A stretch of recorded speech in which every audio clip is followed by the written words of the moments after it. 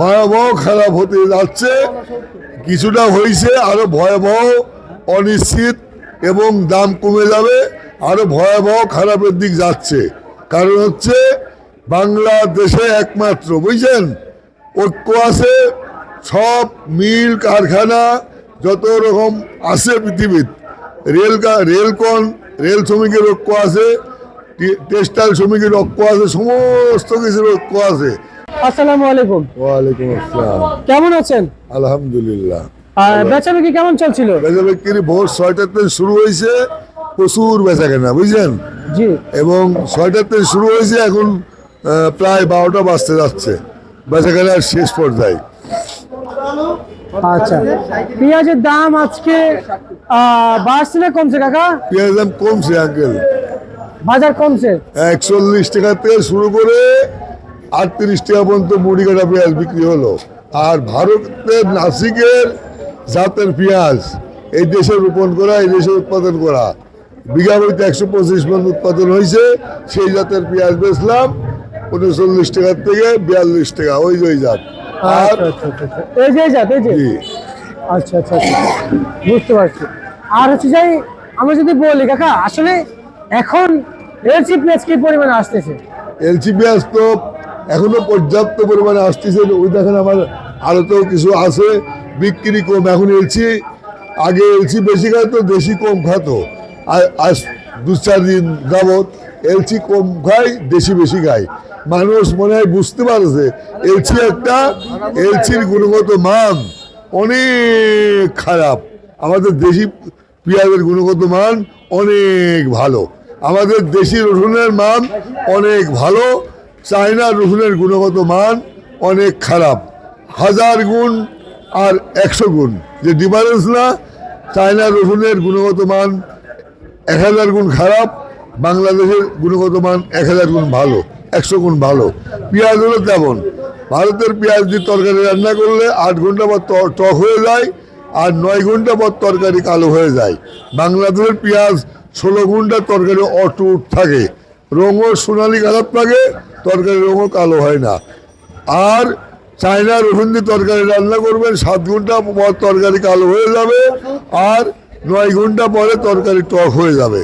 বাংলাদেশের পেঁয়াজ রসুন দিয়ে তরকারি রান্না করবেন, সোনা গালা পড়লে যে সোনালি কালার হয়, বাংলাদেশের এই পেঁয়াজ রসুন হলুদ আদা এই দিয়ে তরকারি রান্না করলে সোনার যে কালার, সেই কালারের মতো ঝিকঝিক করে। আচ্ছা আচ্ছা আচ্ছা আচ্ছা, বর্তমান এখন যে কৃষকরা আসছে মার্কেটে, ওনাদের কি অবস্থান? ভয়াবহ খারাপ হতে যাচ্ছে, কিছুটা হয়েছে, আরো ভয়াবহ অনিশ্চিত এবং দাম কমে যাবে, আরো ভয়াবহ খারাপের দিক যাচ্ছে। কারণ হচ্ছে বাংলাদেশে একমাত্র বুঝছেন ঐক্য আছে, সব মিল কারখানা যত রকম আছে পৃথিবীর, রেল শ্রমিকের ঐক্য আছে, টেক্সটাইল শ্রমিকের ঐক্য আছে, সমস্ত কিছুর ঐক্য আছে। একমাত্র আপনার ঐক্য নাই এই কৃষকদের কোনো ঐক্য নাই, কৃষকদের কোনো সমিতি নাই, কৃষকদের কোনো একতা নাই। কৃষক কোনোদিন প্রেস ক্লাবের সম্মুখে মিছিল বের করি নাই, কৃষক কোনোদিন প্রেস ক্লাবের সম্মুখে কোনো দাবি আসি নাই, কৃষক কোনোদিন মানববন্ধন করি নাই। কৃষকের ঐক্য নাই, কৃষক কোনোদিন একতা নাই, কৃষকের একতা নাই, কৃষকের ঐক্য নাই, কৃষকের ইউনিয়ন নাই, কৃষকের সমিতি নাই। আচ্ছা আচ্ছা আচ্ছা আচ্ছা, বুঝতে পারছি। কাকা, বর্তমান যে হারে আমরা এখন বাজার দেখতে পাচ্ছি, আসলে কৃষকদের যে অবস্থানটা, এটা আসলে কোন পর্যায়ে গিয়ে শেষ পর্যন্ত দাঁড়াবে একটু জানাবেন? এটা বলা বড়ই মুসিবত, কারণ হচ্ছে পেঁয়াজের দাম যেভাবে ধস নামা শুরু করেছে, আবহাওয়া যদি গেলে ভালো হয়ে যায় বুঝলেন, কৃষকের পেঁয়াজের দাম আরো কমে যাবে, কৃষক আরো আপনার ফাটা বাঁশের চিপায় পড়বে, আরো লস খাবে, অর্থনৈতিকভাবে পঙ্গু হয়ে যাবে।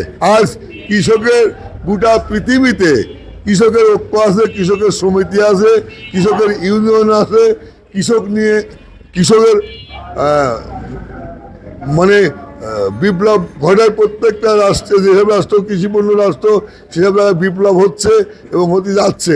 কিন্তু অত্যন্ত পরিতাপের বিষয়, দুঃখের বিষয়, বাংলাদেশে কৃষকের কোনো ঐক্য নাই, কৃষকের কোনো সমিতি নাই। কৃষক কোনোদিন প্রেস ক্লাবের সম্মুখে আসি দাবি তোলে না, কৃষক কোনোদিন এই মানববন্ধন করে না। আজ যদি গেলে কৃষক মানববন্ধন করতো, ঐক্য থাকতো, কৃষকের যদি গেলে একতা থাকতো, কৃষকের সমিতি থাকতো, তারা সরকারের কাছে দাবি করতে পারতো। আজ কোনো ঐক্য না থাকায়, সমিতি না থাকায় কৃষক কোনো দাবি করতে পারে না, কৃষকের ঐক্য নাই। আজ দেখেন ভারতে 1973-74 সালে ভাতের মার খায় জীবনযাপন করেছে, সেখানে কৃষকের ঐক্য আছে, কৃষকের সমিতি আছে, কৃষকের ইউনিয়ন আছে। সেখানে কৃষকদের সার দেয় 50% দামে, ব্যাংকের ইন্টারেস্ট দেয় 50% ইন্টারেস্টে লোন দেয়, স্বল্প সময়ের মধ্যে লোন দেয়। বাংলাদেশে কৃষক লোনের জন্য অ্যাপ্লাই করলে, যে পণ্যের জন্য অ্যাপ্লাই করে, গরু হালের বলদের জন্য কি পেঁয়াজ উৎপাদন করার জন্য অ্যাপ্লাই করে লোন চাই, সেই ফসল উঠে যায়, ব্যাংকরা লোন দেয় না। এত অবহেলিত কৃষক।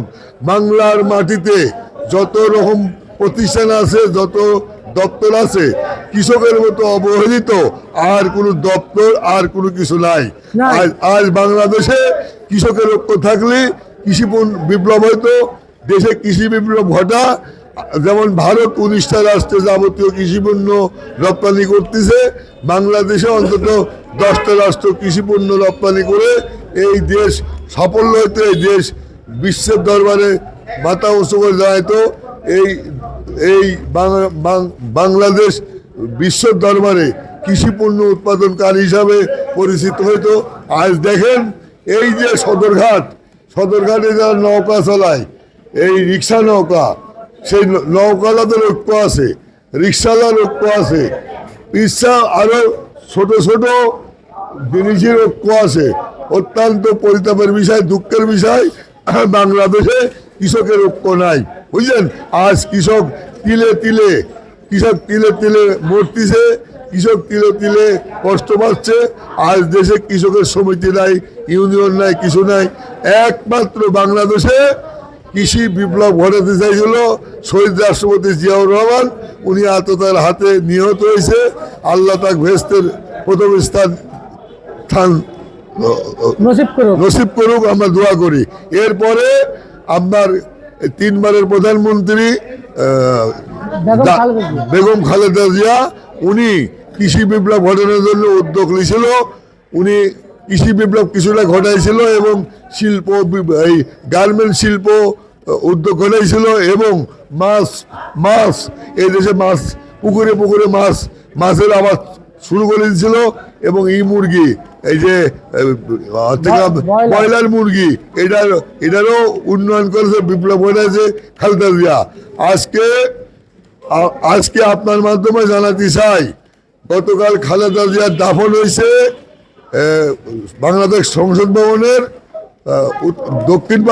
উত্তর পাশে শহীদ রাষ্ট্রপতি জিয়াউর রহমানের পাশে তার জানাজার হয়েছে। এই জানাজারে আমি গেছিলাম, আমি যা দেখছি নিজ চোখে, এই বাংলা 54 বছর 9 মাস হয়, 17 দিন দেশ স্বাধীন হলো, এত জানাজারে লোক আর পৃথিবীর বাংলাদেশে তো দেখি নাই, পৃথিবীর কোনো কান্ট্রিতে আমি দেখি নাই যে জানাজারে এত কোটি লোক হয়। আজকে খালেদা জিয়া দেশের জন্য, জাতির জন্য যে কাজ করে গেছে, আজকে বাঙালি জাতির যে কল্যাণ করে গেছে, বাঙালি জাতির জন্য যা করে গেছে, আজকে বাঙালি জাতির উচিত বাঙালি জাতির মা বলি সম্মান দিয়া, খিতাব দেওয়া উচিত। গোটা বাঙালি জাতি, গোটা বাংলাদেশের ঊর্ধ্বতম কর্মকর্তা, রাজনৈতিকবিদদের সবিনয় অনুরোধ করি, করজোড়ে মিনতি করি, আকুল আবেদন করি, সবিনয় নিবেদন করি, খালেদা জিয়ার বাঙালি জাতির মা হিসাবে তাকে সম্মান দেওয়া হোক। আচ্ছা, একটু জানতে চাই, আসলে এখন আপনি তো বেগম খালেদা জিয়া নিয়ে কথা বলছেন, আসলে ওনাদের সময় আসলে পেঁয়াজের যে বাজার ছিল, কি পরিমাণে পেঁয়াজের উৎপাদন হইতে একটু জানাবেন। উনি তো পেঁয়াজের উৎপাদনও করাইছে, দেশে কি বাজারে পরিমাণ হয়েছে সেটা বলেন। অস্বাভাবিক উৎপাদন করাইছে এবং দেশের পেঁয়াজ চাহিদা মিটাইছে, পেঁয়াজের ঘাটতি করাইছে হাসিনার আমলে উনি দেশে কৃষকের কৃষি বিপ্লব ঘটাতে দিয়ে নাই, কৃষি বিপ্লব ঘটাতে না দেওয়ায় কৃষকেরা অসহায় অবস্থায় ছিল। যেসব কৃষি পণ্য দেশের চাহিদা ছিল, ভারতের সাথে হাতাহাত করি, ভারতের সাথে গোপন চুক্তি করি। হাসিনা যত বছর ক্ষমতায় ছিল অত বছরই কৃষি পণ্য এই দেশের ডলার ভারতে বিনিয়োগ করে কৃষি পণ্য আমদানি করে এই দেশের জনগণে খাওয়াইছে। পেঁয়াজ কত চলছে আজকে?